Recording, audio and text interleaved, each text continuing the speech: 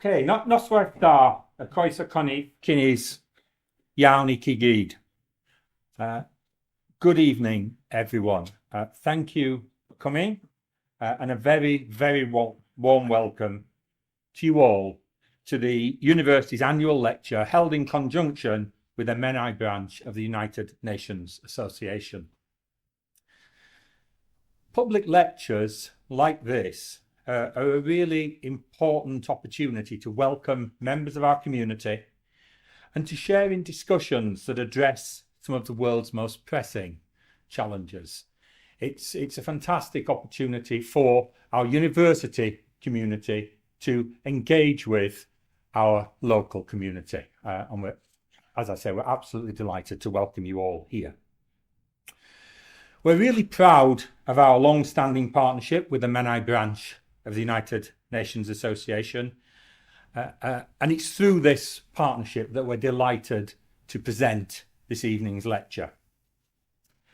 It's a real pleasure to welcome Professor Augusto Lopez Claros, an international economist and executive director of the Global Governance Forum.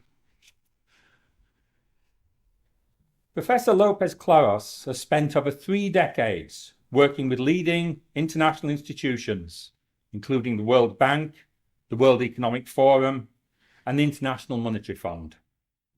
His research and publications have made major contributions to global debates on governance reform, economic development, and the role of international cooperation in addressing global risks. This evening, Professor Lopez Claros will speak on the theme of preparing for a new dawn in global governance. In his lecture, he'll explore the urgent need for a modernised international framework, one capable of tackling the crisis of climate change, nationalism, and which can address economic and social inequities that could undermine the basis of democracy and good governance. Our extensive thanks for joining us here in Bangor this evening. It's such a pleasure to have you here with us. And everyone, could you please join me in extending a very warm Bangor welcome to Professor Augusto Lopez Claros.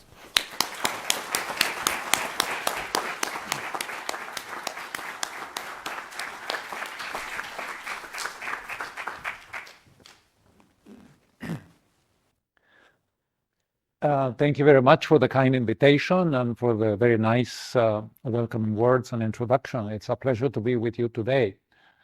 What I wanted to do is basically to share with you some ideas in relation to a project that has been led by the Global Governance Forum, which is the organization that I direct. In 2023, no, actually it was late 2022, we convened a group of experts, former senior UN officials, a Nobel laureate, Jody Williams, who won the Nobel Peace Prize in the late 90s for her work on the Landmines Treaty, a former president of the General Assembly, the UN General Assembly, and a group of leading academics. We invited them to essentially work with us in making the case that the time had come for us to take a serious look at the global governance architecture that emerged from World War II and that was embedded in the UN Charter, which, as you know, was approved at a conference in San Francisco in 1945.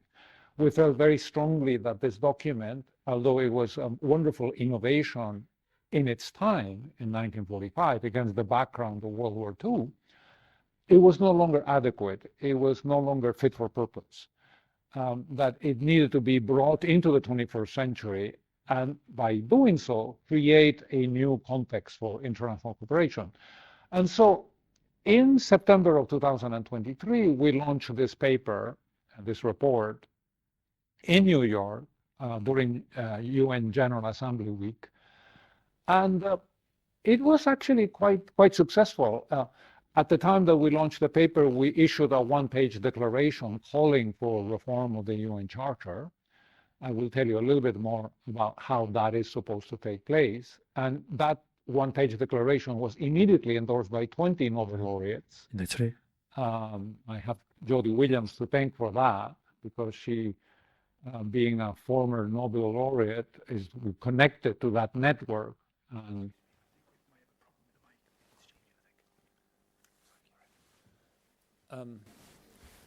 This is supposed to improve the quality of the sound. You let me know. All right.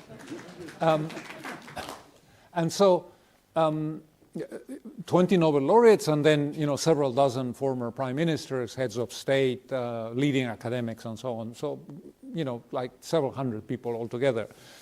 And so that was a very nice experience, to see that somehow the paper and the declaration had touched an important segment of society, people of capacity, people of prominence, former politicians, who in many ways are influential in the world at large, in the good sense of the word.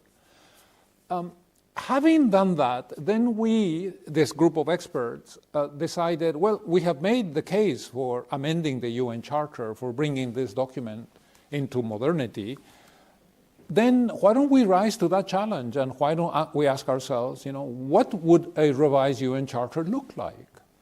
This document was actually drafted over a period of several years, 1943, 44, leading to the San Francisco Conference. And it was an effort largely led by the member states of the United Nations. We are a civil society organization, and if you ask me, how long would it be before the member states of the United Nations get their act together and actually rethink the UN Charter? Well, we might have to wait 100 years, right? Or, as was put by the Brazilian president last year in the speech that he gave to the UN General Assembly, he said, we must not wait until after World War III to begin thinking what the UN Charter should look like to prevent World War IV from ever happening again, something along those lines, right? So, and so that is what we did. And in September of last year, a couple of days ahead of the Summit of the Future, which was a big UN summit that had as its purpose to think about what kind of a UN do we want and how do we get there, we actually published a document called A Second United Nations Charter, renewing the UN for a new generation. And you can find that document in the website of the Global Governance Forum. You can download it. It's there for you to see. This morning I left the house a bit in a hurry, and I had actually intended to bring a copy to show you, but it's okay. It exists. You can see it in the homepage of the Global Governance Forum, and it's been put together in a very nice way. It's an annotated copy of what a second charter could look like. By annotated, I mean that we have commentary where we justify every change and every reform that we're proposing. So the purpose of this conversation is for me to give you an overview, to give you a bit of a flavor of what is contained in that document. And then for the courageous among you, you can go to our website, you can download it, you can actually read it in all its wonderful detail. You know that, let me go back to the San Francisco Conference. The San Francisco Conference closed on June 26 of 1945. President Truman gave the closing speech. And in that presentation or speech, he said something that was very interesting. I just want to share a couple of words from it. He said, this charter, like our own constitution, will be expanded and improved as time goes on, right? Changing world conditions, I'm skipping, changing world conditions will require readjustments, but they will be the readjustments of peace and not of war. He was making what seems to me like a very sensible statement, right? He was saying institutions need to adapt to changing circumstances. The world is in a process of change and evolution, and therefore, if institutions are going to remain relevant, they need to evolve over time. In fact, that principle was very nicely laid out by a person who today would be called the head of a civil society organization. He happened to be the head of the Baha'i community, and in 1931, 14 years before the UN came into being, he said the following. He said this is 1931, it's the middle of the Great Depression, right? So there is a great deal of discomfort, there's a great deal of suffering and distress all over the world because of the Depression. And he said, the fundamental cause of world unrest is our failure to adjust our system of economic and political institutions to the imperative changes of a rapidly evolving age. Exactly the same idea put forward by Truman 14 years later in San Francisco. Institutions need to change. The US Constitution, which he refers to, has been amended 27 times. In 1920, they finally introduced an amendment to give women the vote, because it took them 100 plus years to realize if we're going to call ourselves a democracy, we cannot do so if we basically don't give half of the population the right to decide who they are going to be ruled by, right? And so they did it in 1920. So that was the idea. Now, again, going back to the San Francisco conference, and I share this because it's a bit of interesting background to this entire project. At the San Francisco conference, there was a group of 17 countries led by New Zealand and Mexico and several Latin American nations, but a few others as well. 17, that's substantial. It's 1/3 of the countries that eventually adopted the charter in San Francisco. And these countries, led by Robert Fraser, the New Zealand Prime Minister, objected strenuously to the introduction of a principle in the charter that exempted the big five powers, the so-called today permanent members of the Security Council, from the obligations of the charter, right? Robert Fraser said, what are you talking about? You're creating, I'm paraphrasing, he didn't actually say this, although I have language from the speeches that he gave at the conference, but I'm capturing the sense of his complaint on behalf of the other 17 countries. He's saying you're asking us to join an organization in which the rules and the obligations apply to all the members, but not to the P5, the so-called P5, the permanent members.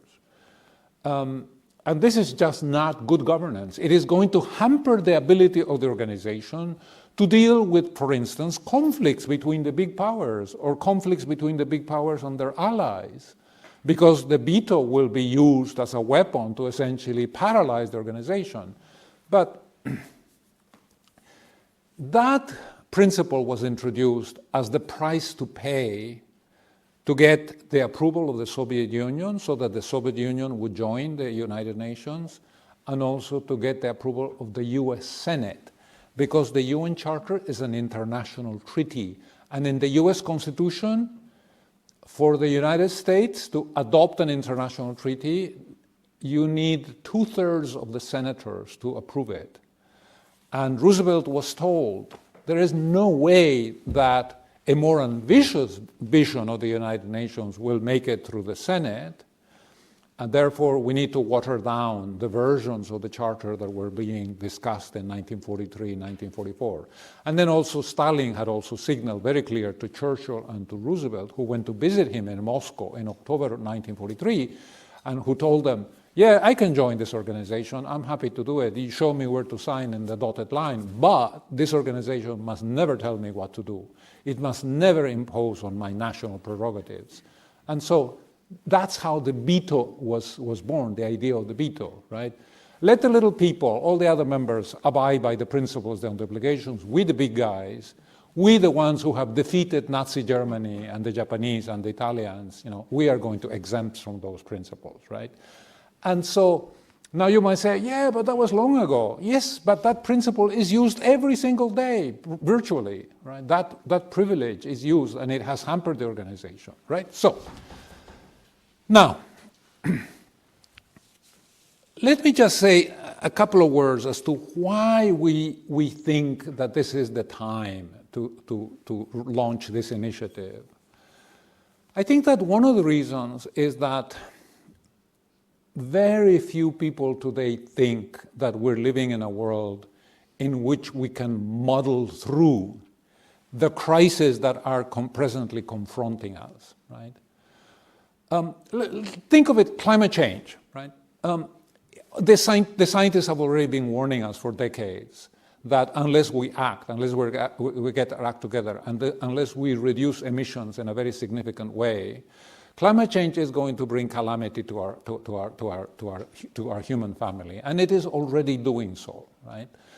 And so we can no longer see climate change as something that is going to happen, sometime towards the tail end of the 21st century, that we have decades ahead of ourselves, and let the future politicians worry about climate change. We, for the time being, need not worry about it. If there were people who thought that way, 15, 20 years ago, today they are a very, very small minority, or they have to be particularly obtuse and particularly mindless, to actually believe that, right? And so this is a threat to our future. This is a global catastrophic risk which is casting a shadow over the future of mankind. And it's not the only one. There is the renewed arms race. I don't need to explain to you things that you read in the papers every day. We are in the middle of a very difficult geopolitical situation where nations are arming themselves. The Non-Proliferation Treaty has an article, it says, Article 6, it actually commits the signatory members of this treaty to nuclear and other forms of disarmament. Is disarmament taking place? Not at all. Quite the opposite. The nuclear powers are modernizing their weapons. They are adding them. The Chinese government wants to reach parity with Russia and with the United States, and there is a huge process of investment taking place there, adding to our nuclear arsenals. This is the wrong direction to go, because the scientists also have warned, that the more nuclear powers we have and the more weapons we have, the possibilities of accidents and so on is enhanced. And we don't want to think about what kind of world we would have if there were to be an accident, or God forbid, there were to be nuclear war. And on and on and on. I don't want to spend too much time in trying to persuade you why this moment is different than 1945, when the Charter was adopted and we launched this organization to facilitate international cooperation. All right, so what kind of changes did we do to the Charter, to this document, a copy of which I forgot to bring, but which you can see on their website? Let's pretend that this is it, okay? Nice blue cover. Well, we introduced three kinds of changes. One is what we call legacy updates. Believe it or not, the Charter, the 1945 Charter, refers to enemy states, meaning Germany, Japan, right? Which, if you think about it, it's such an anachronism, right? Germany and Japan are the fourth and the third largest contributors to the UN budget. They are countries that are deeply committed to the principles of the UN and that have made huge financial contributions over the decades that they have been members.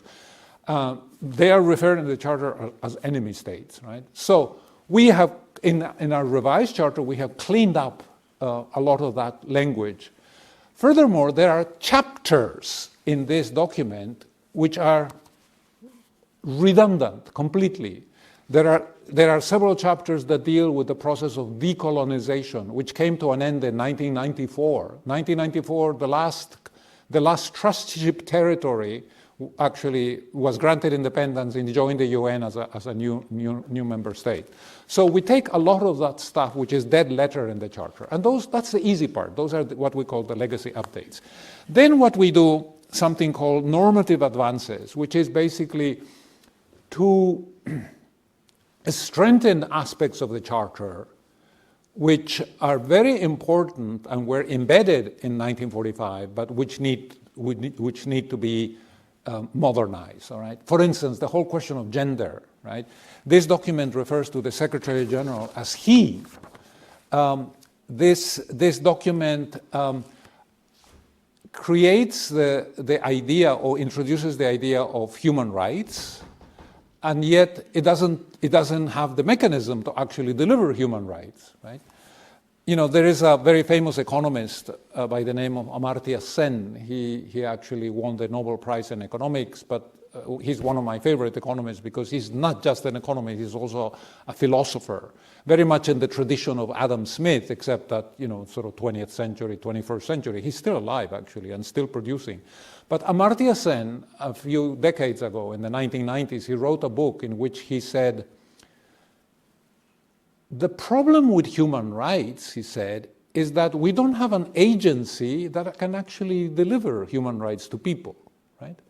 All right, so you are an Iranian woman, and because Iran is a member of the United Nations, Iran, upon membership, accepted the principle of gender equality.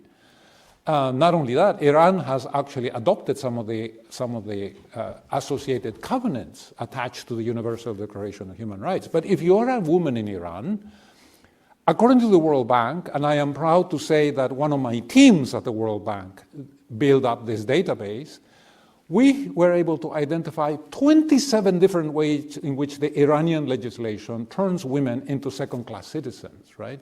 So how do you reconcile Iran's obligations under the Charter for Gender Equality on the one hand, and 27 laws which actually discriminate against women in various ways? I could add the same thing about religious discrimination. The Iranian mullahs are extremely cruel in the way that they treat the largest religious minority in Iran, the Baha'i community, right? So Amartya Sen was saying, human rights are heartwarming sentiments. They are things that we say to each other to make us feel good, that we believe in these wonderful things, but there is no agency that can actually turn these into lived realities for people on the ground, so that women in Iran and women in Afghanistan don't have to face the kinds of humiliations and repression that they face today in the 21st century. So this document strengthens that by creating an entire chapter within the revised charter called a Human Rights Council, and it gives the Human Rights Council and the UN system the ability to deliver human rights as realities, not just lofty principles. All right. And then there are what we call the structural changes, which is basically the more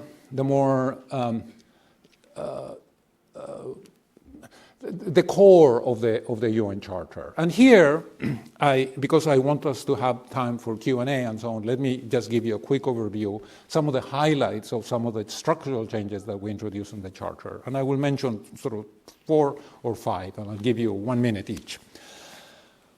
One of the main innovations in our second Charter is turning the United Nations from an organization of states into organizations of states and peoples. See, the very first words of the UN Charter are, "We the peoples of the world," right? And then it goes on to say that because we have lived 2 world wars in this century, we want to create an organization that will make that impossible in the future. But it begins with "we the peoples," right? And Albert Einstein, a very sharp observer, not just a brilliant scientist, but Albert Einstein was intimately involved in public debates in the 1940s, around the time of the creation of the United Nations, giving ideas and identifying flaws and giving advice. And he wrote an open letter to the General Assembly, which in 1947 was widely publicized, in which he was saying, the people who represent the countries in the General Assembly are diplomats. What does it mean? They are government officials. They are there to defend the interests of the state. These people should be elected directly in their respective countries so that there is a greater connection with the people, right? Brilliant idea. It wasn't paid attention to, and the UN remained an organization of states.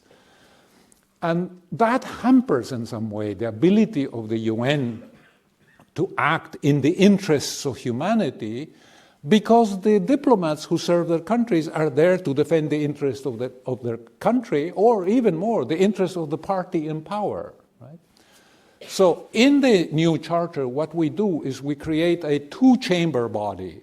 Let the General Assembly continue to be representing the member states, but then we create a parliamentary assembly where the members are not one member, one state as the General Assembly, but they are actually elected under the principle of digressive proportionality. So India and China get more members than Paraguay and Palau, but the smaller countries get proportionally a larger share of the members. That's what digressive proportionality means. It means that you enhance the representation of the smaller nations. You don't penalize them for the fact that they are small. But eventually you end up with an assembly that is a parallel body to the General Assembly, and where the members are representing either their individual parliaments or they are directly elected, through popular vote. I know that in Spain, the country where I live, if a parliamentary assembly was created and Spain was told you get to have 7 deputies in the parliamentary assembly,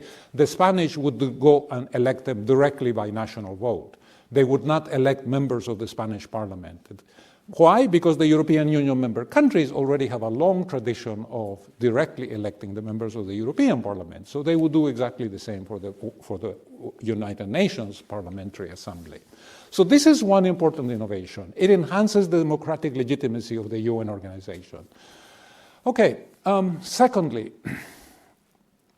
when you talk about UN reform today, to diplomats, to academics, to government officials, everybody talks about Security Council. Because that has become, people, as I said to you, countries at the outset in 1945 did not feel comfortable with the idea of the General Assembly, of the veto power. And to placate the New Zealanders and the Mexicans and those 17 countries, the big countries introduce at the tail end of the charter an article called Article 109. It's a very famous article. And Article 109 essentially says, within 10 years, we're going to convene a conference at which we will review the charter. Right?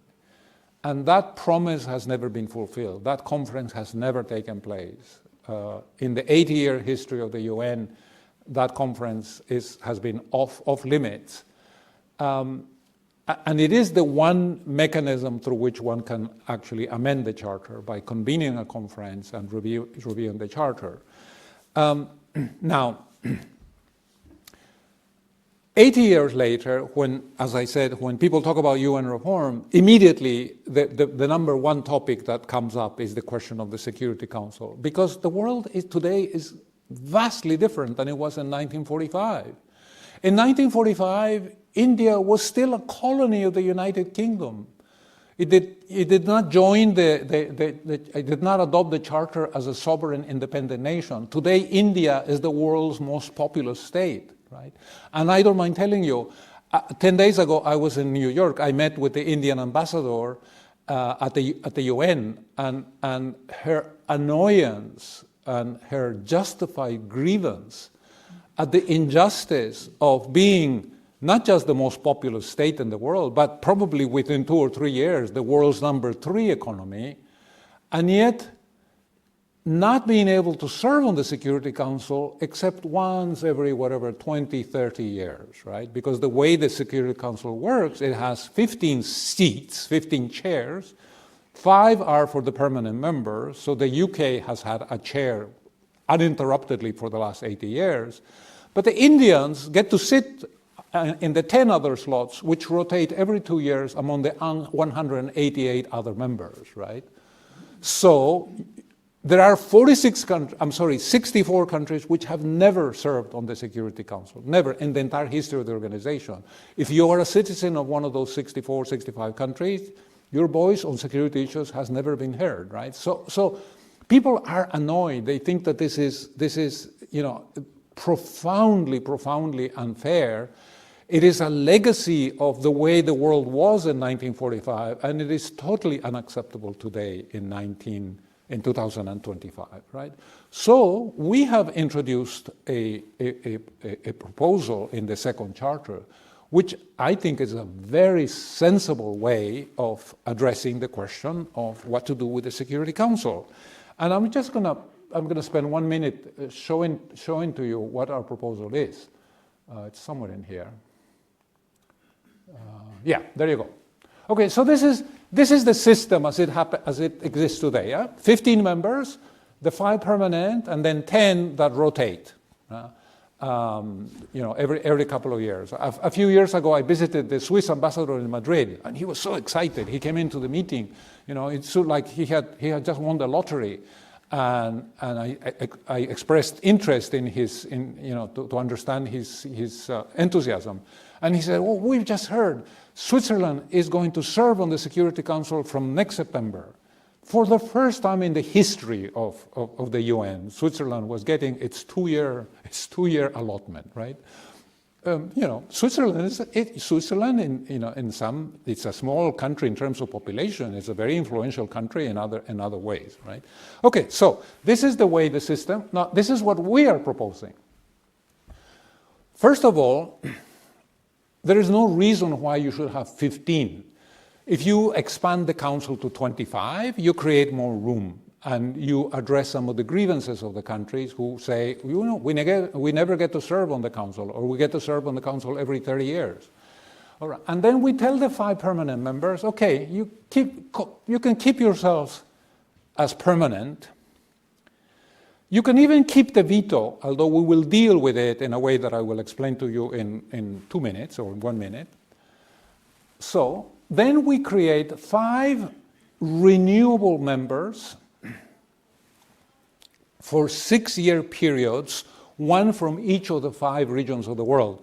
The UN splits the world into 5 regions. You can imagine them. Yeah, one is Africa, another one is Latin America, and so on. Right?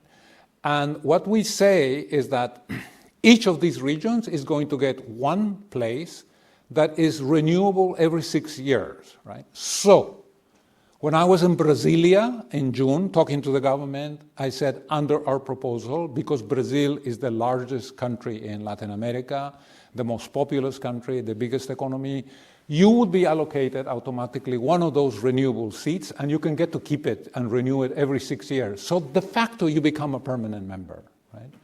Because the Chileans are not going to object to your having that 1 slot. You don't have the veto, but you are permanent. And then the 15 other slots, we allocate proportionally.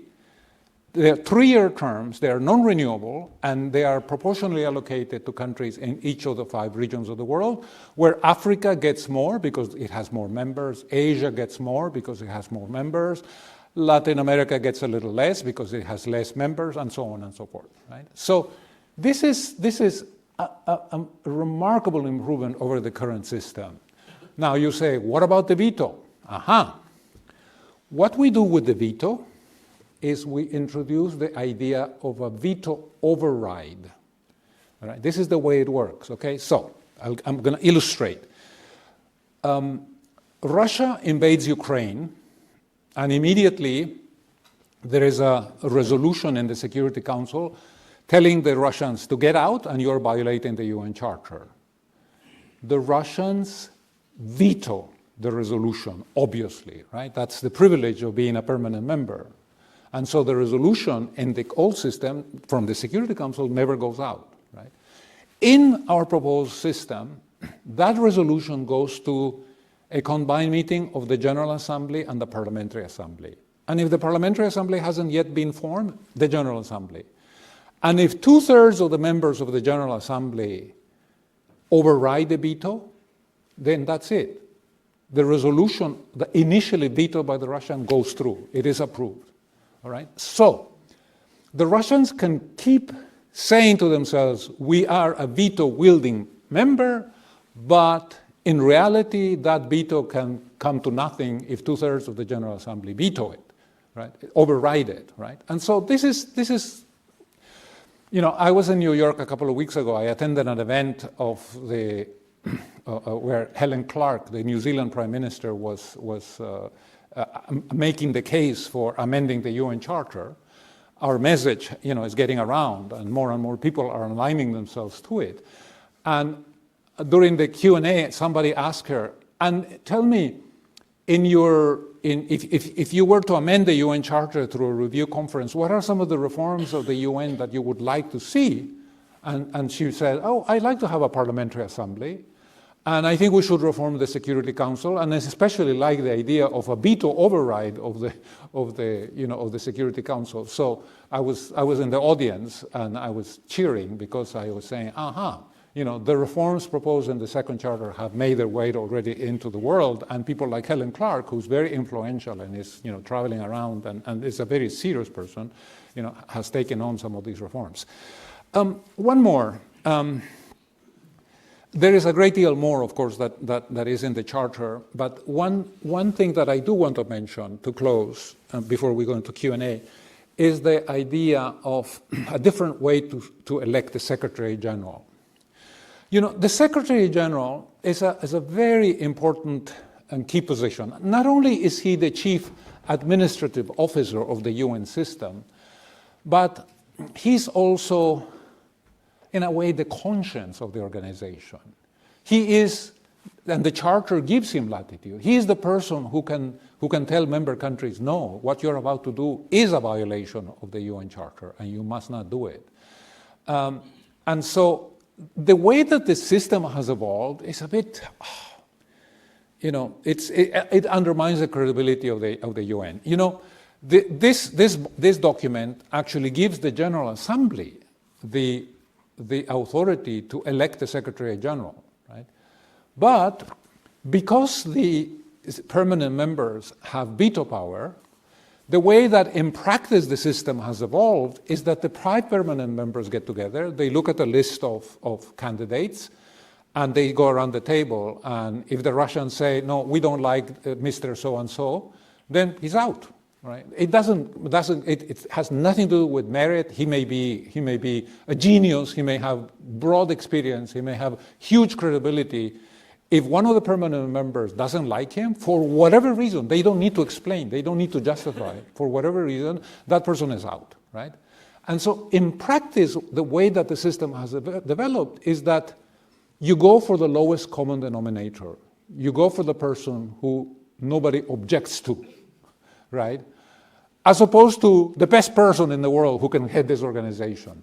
And then that one name is sent to the General Assembly. And because the UN Charter says that it's the General Assembly who has to appoint the Secretary General, they get to vote on one name. All right? That's what we call rubber stamping. Right? So they get to rubber stamp the choice of the permanent members. And so that person becomes the new Secretary General. So we are basically chucking that entire system out. And it was nice that Helen Clark likes our system, where what we are saying is, let the Security Council send 5 names to the General Assembly and the Parliamentary Assembly and let them vote on it. And then let them choose the best candidate out of the 5. And then that person will have a 7-year non-renewable term. Why do you think we're saying a non-renewable term? So that they will have the freedom to basically speak truth to power. So that the Secretary General is not going to be thinking, oh, what do I have to do to please the permanent members and not to offend them because I want to be renewed in my for another 5-year term. Today they serve for 5 years, right? I have worked all my professional life in international organizations, the IMF, the World Bank, primarily two UN agencies. They were created at the first UN conference on monetary and financial issues in 1944, right? And I have seen how debilitating this idea of campaigning for the renewal of your contract can be, right? Because then you play politics, you play it safe, and we don't want that. We think that this is too an important organization, and the issues that we're confronting are just too important for the system to be captured by the fact that the Secretary General is thinking, if I work here for 10 years, that means 2 terms rather than 1 term, my pension is going to be higher. So I better behave, right?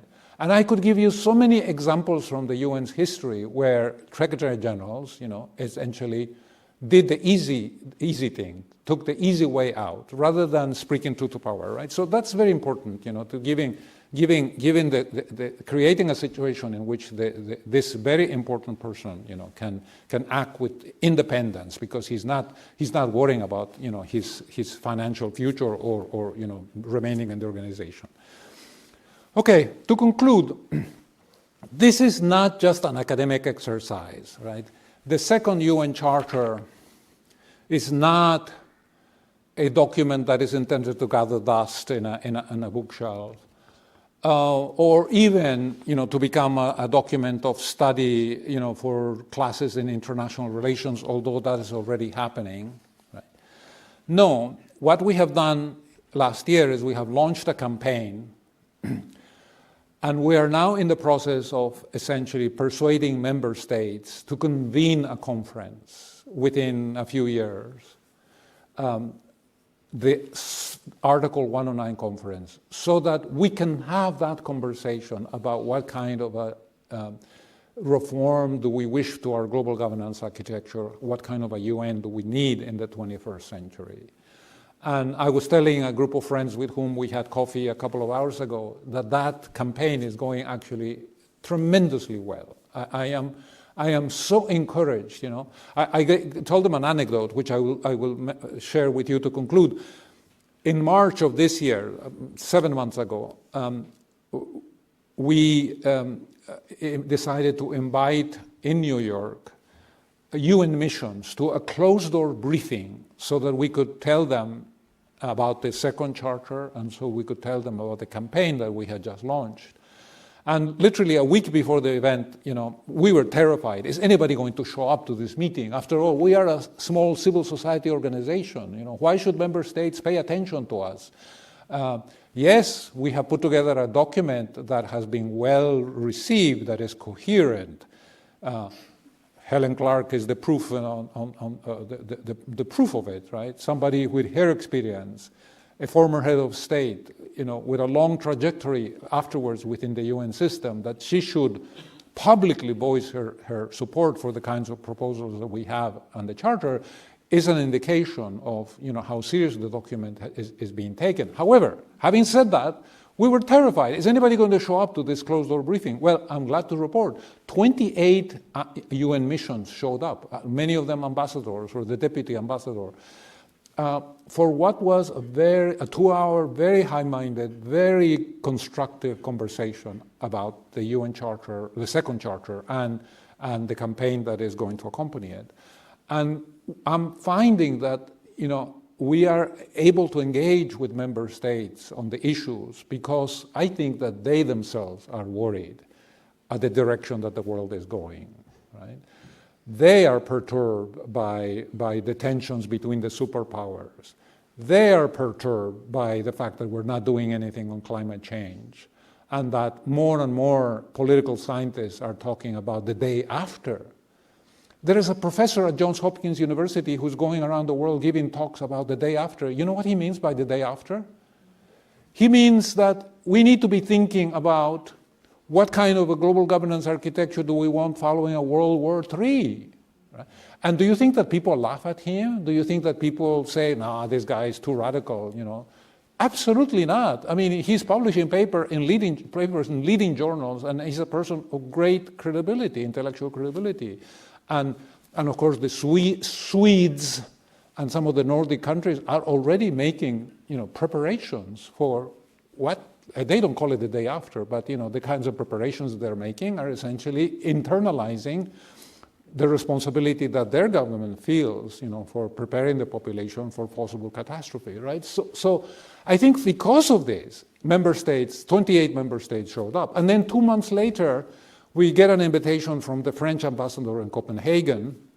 We were passing through with another colleague, and he brings in 30 of his fellow ambassadors to the embassy in Copenhagen. And that was, for us, it was a wonderful occasion because, of course, being the French embassy, it happens to be a palace in Copenhagen overlooking, one of the nicer plazas, et cetera, and so it was nice being hosted by him. And then again, the conversation is serious, it's substantive, And so I'm very, very encouraged. Now, does that mean that there will be a review conference within 2 to 3 years, as we are calling? I don't know. I don't have the answer to that question. We're certainly working very hard at it, and we're going to continue this campaign, and we're enlisting the support of people like Helen Clark, Marion Robinson, and others to support this idea. I am optimistic, although the reasons for my optimism, are perhaps are reasons that I don't often voice, right?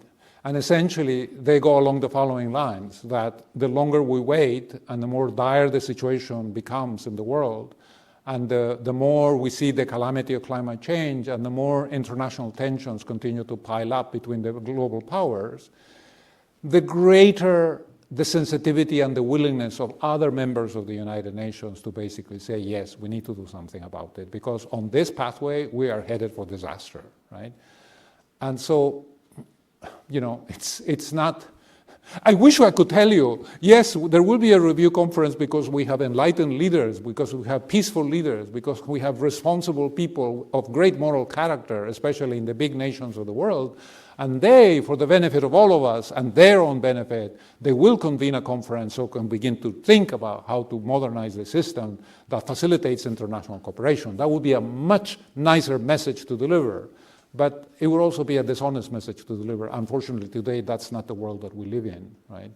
It's a darker world, where I think that if we eventually do a review conference, it will be because we are compelled by dire circumstances to do that. And that means, there will be a great deal of suffering and dislocation along the way. That's not my preferred path, but it's certainly the path that we seem to be headed into, all right? Now, I have been saying, I'm about to conclude, and I think I've heard myself say that 10 times in the last 10 minutes. So I'm going to shut up right now.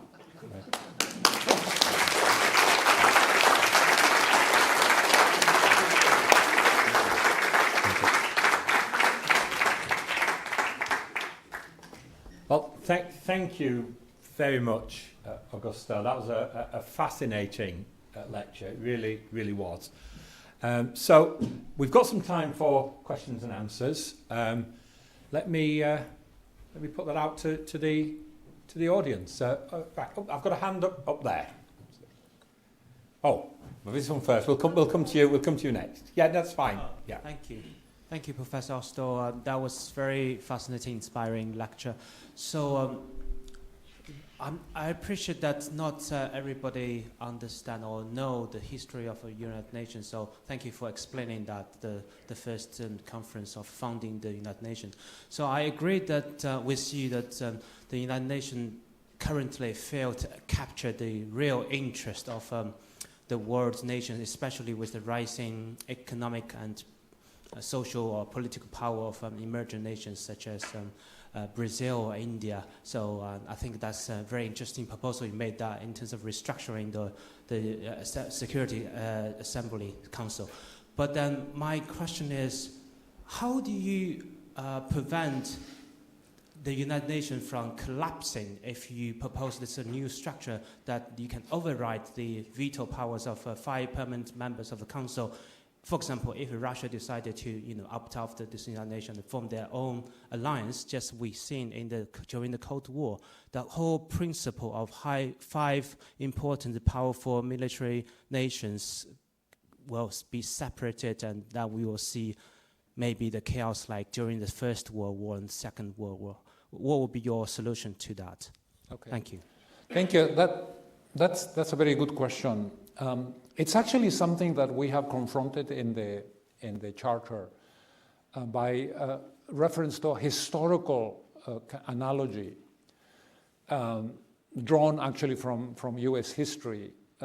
You know that in 1777, the American colonies adopted something called the Articles of Confederation, which was an initial attempt to establish a basis for governance, of the colonies. But this system had a particular feature, which is that it gave veto power to each one of the 13 colonies. Right? It was a little bit like the UN, except that, unlike the UN, where that privilege is reserved to a few members. In the case of the America, it was actually granted to each one of the colonies. And then by 1787, they realized that the system was not working. It was hampering the ability of the colonies to collaborate with each other and to confront, sort of common risks and so on. And so what then happened is that Madison and the so-called founding fathers decided to create, not to amend the Articles of Confederation, but create an entirely new document, which was subsequently called the U.S. Constitution. And they essentially introduced a new layer of government, the federal government, and they created three branches, the legislative, the judicial, the executive. And they dealt with the issue of the veto by creating a new organization with the same name, the United States of America, but based on a separate document called the U.S. Constitution, and in which the veto was no longer universally held, but it was limited to 9 out of the 13. In other words, the United States Constitution could be adopted and a new organization called the United States of America created with the approval of 9 out of the 13, something that would not have happened under the Articles of Confederation. We explore that analogy, and we think that that is one way in which one could go in the future. Right? If one of the permanent members said, no, we are not going to join this organization with a new charter, whatever we call that new charter, we call it the second charter, then you could basically create a new organization with those members that are willing to adopt the principles of the second charter.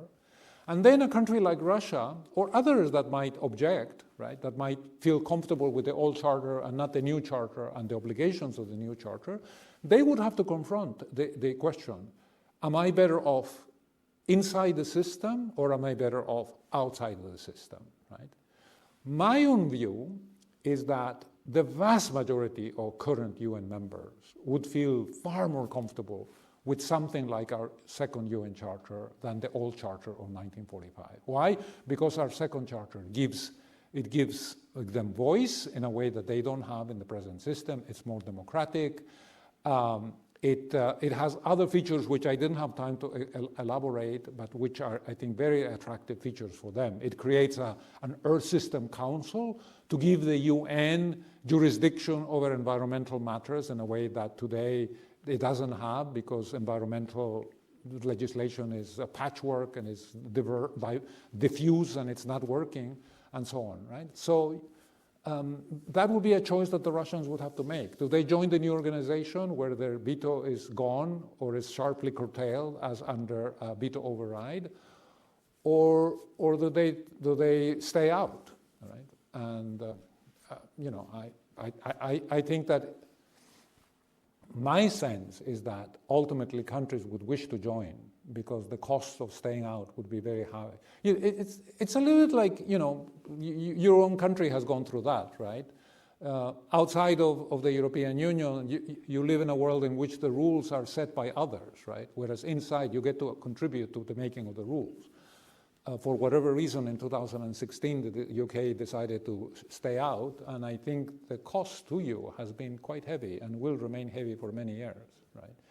In terms of lost economic opportunity and on. I don't want to go into that, but. Thank you. We've got another question up there. Yes, thank you, Professor Augusto, for your talk. There's 2 points I want to make. One is we did once have a fantastic UN Secretary General, but as I understand it, he was murdered by America and UK and other colonial interests in the Congo. And that is the point, is that you have at the moment, America is expressing itself as the great disruptor, and it seems to be a hegemony that's on its way out. And the second charter needs to respond to where the world situation could be if we didn't have America as it is with 750 military bases across the planet? Because China's got something like 2, Russia's got about 11, same as France, and the America's overthrown about 70-odd governments since the Second World War. So have you looked at the Charter's revisions in terms of where it could be if we had a more ideal world and America didn't have this such a disorientating and strength that it has?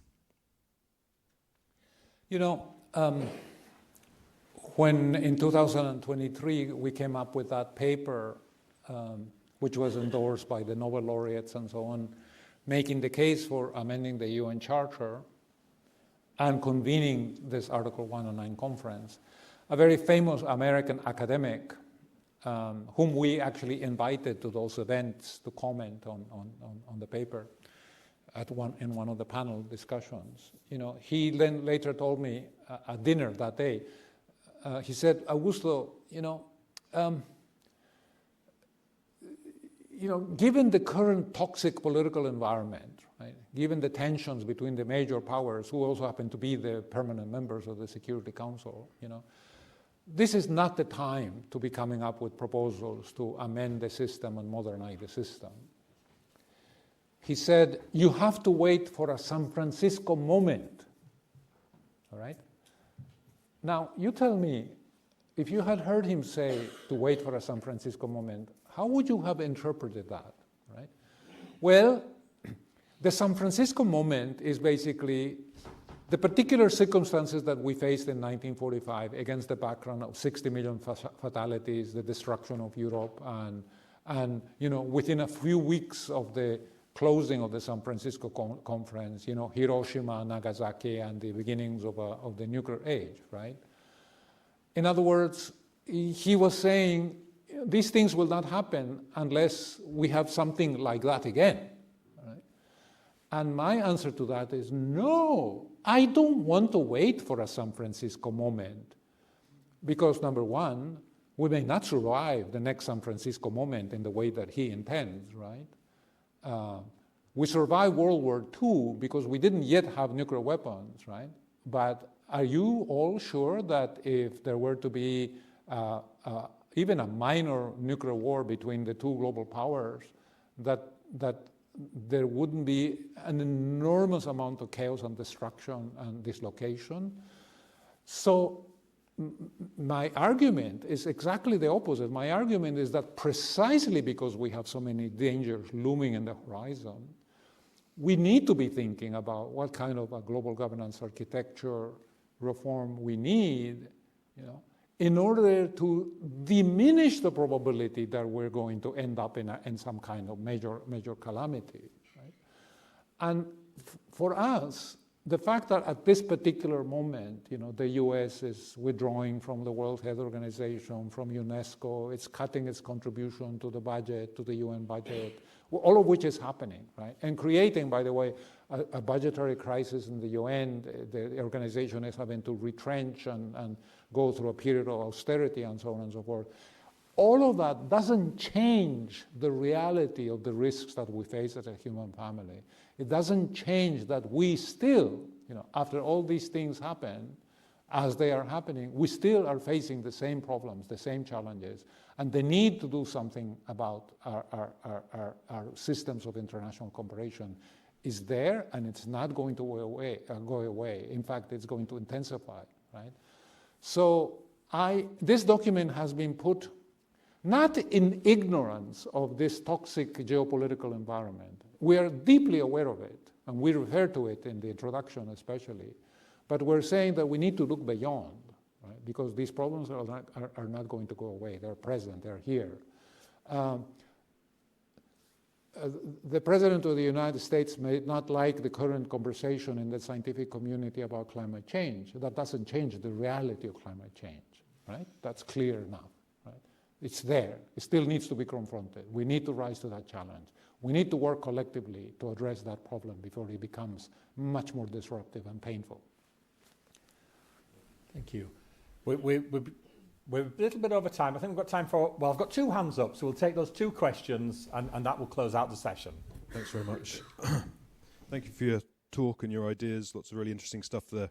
I'd like to push you on one claim that you made, which I found a little bit surprising, when you said that decolonisation came to an end in 1994. Now, of course, in a sense, that could be argued to be the case, but you're probably aware that there's a large group of academics and a large movement in civil society that argues that colonialism and colonisation is still underway in multiple forms. One of those, to quote Kwame Nkrumah, the ex-president of Ghana, is neo-colonialism, the use of debt to trap countries in who are formerly sovereign in all kinds of policy obligations, primarily by the World Bank and the IMF, I should add. The other, of course, is that there's one state that hasn't been decolonised, and that's Palestine. And the UN, the ICJ, has identified Israel's occupation of Palestine as illegal under international law. And so this is an ongoing colonization in the old sense of the word. But I was surprised not to hear it mentioned by you when you talked about the huge challenges facing the UN at the moment. You mentioned climate change, you mentioned the arms race, but you didn't mention the Israeli genocide in Gaza. So given that you came up with your this proposal in the UN General Assembly in 2023, which is just before this genocide, which is of course ongoing, began, I'm wondering if that and if broader discourses on decolonisation might have since led you to reconsider some of the reforms that were required. All right. Thank you. That's a good question. It also allows me the possibility of explaining to you a little bit more about this project.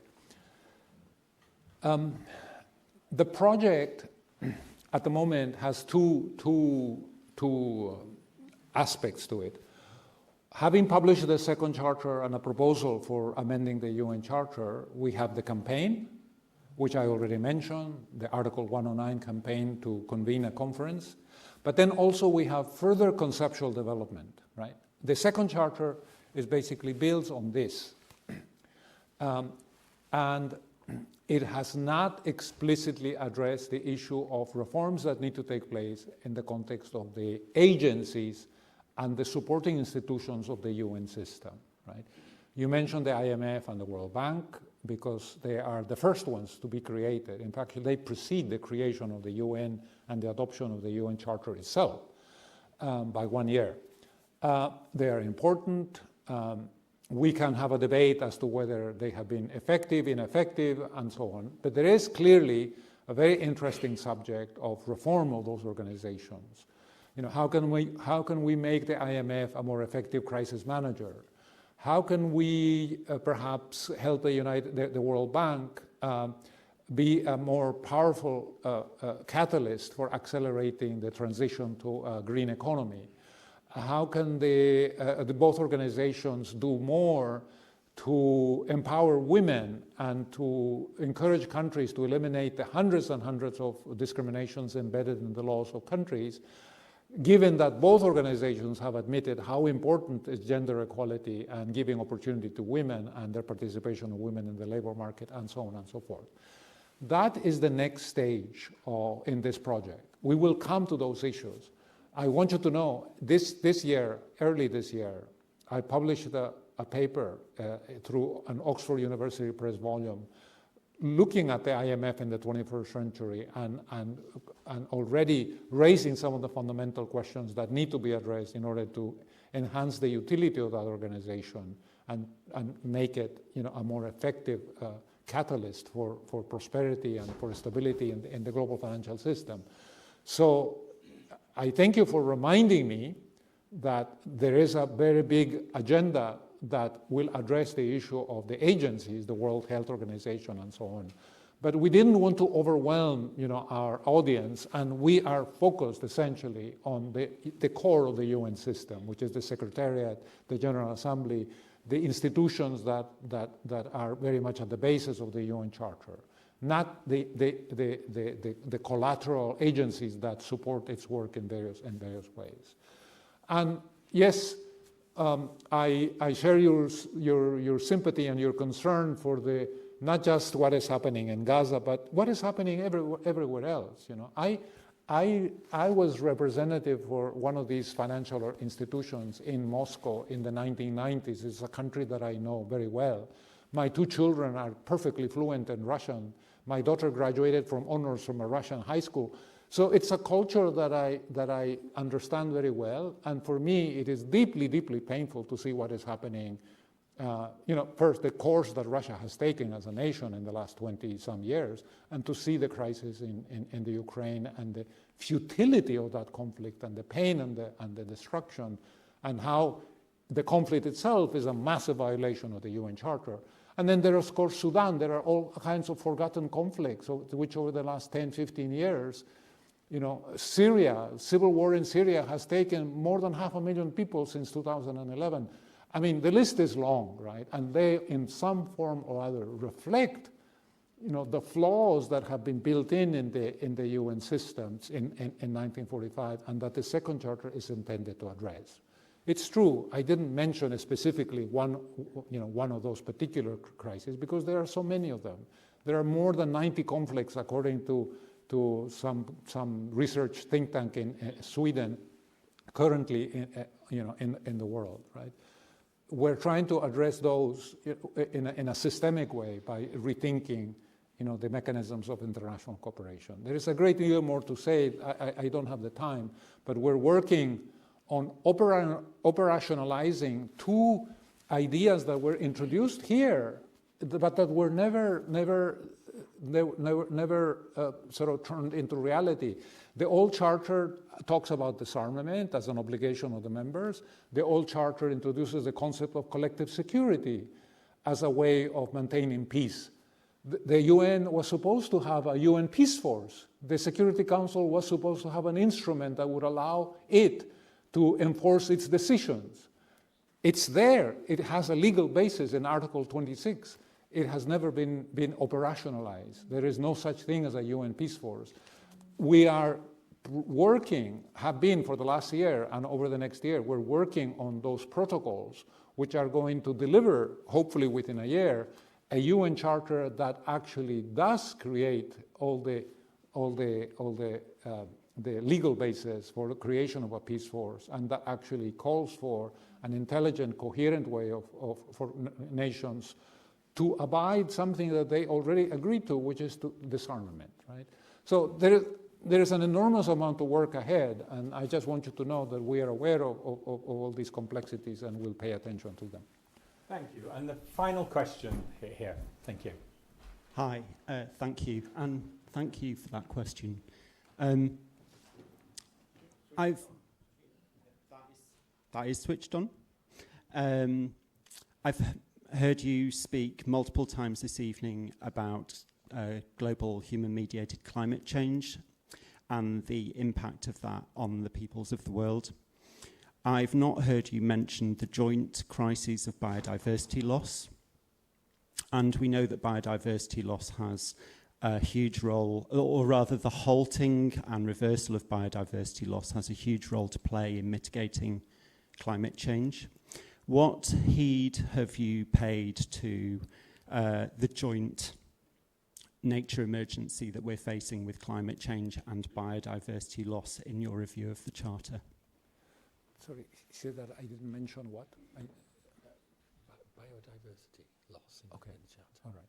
Well, the collateral effects of climate change, of course, are multiple, right? There is rise in average temperatures itself, right? And there, the news is not very good because the agreement embedded in the 2015 Paris Accord basically said that we need to keep the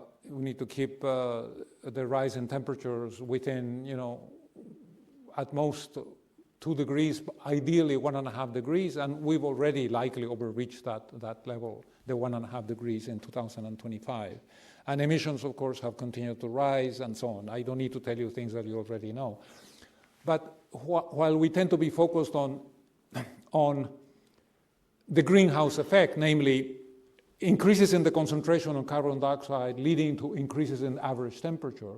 Right? There are, of course, all the collateral effects associated with that, right? Which is sea level rise, biodiversity loss, the loss of agricultural arable land, and the impact on food security, and on and on and on and on and on, right? Because it's a system, right? It's an Earth system, which is why the reason why the chapter in the second charter dealing with the environment is called the Earth System Council, because it has to be seen in this integrated fashion that focuses on every single aspect, right? And there is this very famous Dutch scientist, Johan Rockström, that has come up with these metrics of the boundaries that we have already breached in this Earth system, right?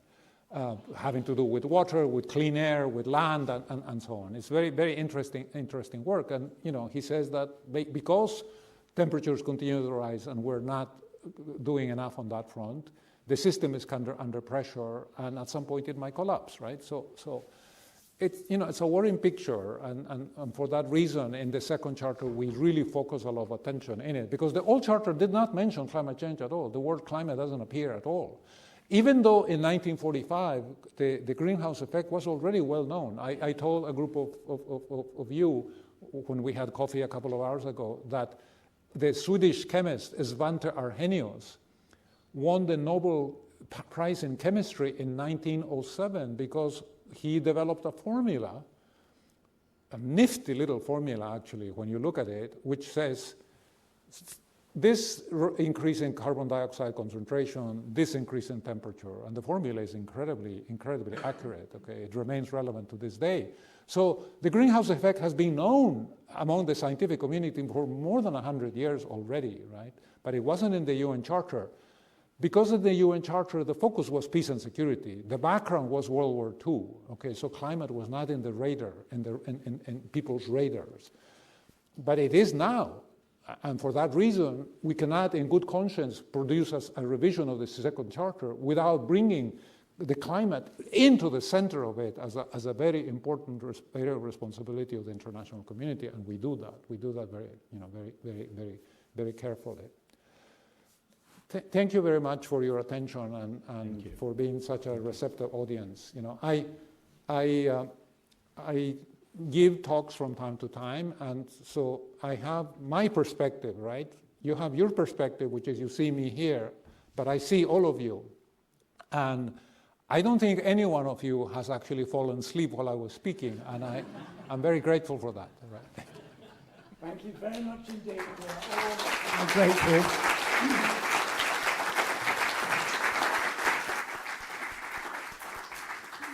That was very informative and enlightening, and we've been very lucky to have you here tonight. Thank you for coming. There are some papers on the question of Gaza available as you leave, and the UNA is now a national organization, and our MENI branch is part of it. If you wish to join the UNA, the membership fee's been slashed to just £10 a year, and you can do so on the web at una.org.uk. Thank you for coming. Thank you. Could I just close the session by, it's been a fascinating and engaging discussion. Thank you all for attending. Thank you to our staff for supporting. Thank you to the MENI branch of the United Nations Association. But particular thanks, once again, to our speaker this evening. Thank you, Professor Augusto Lopez Claros. Thank you.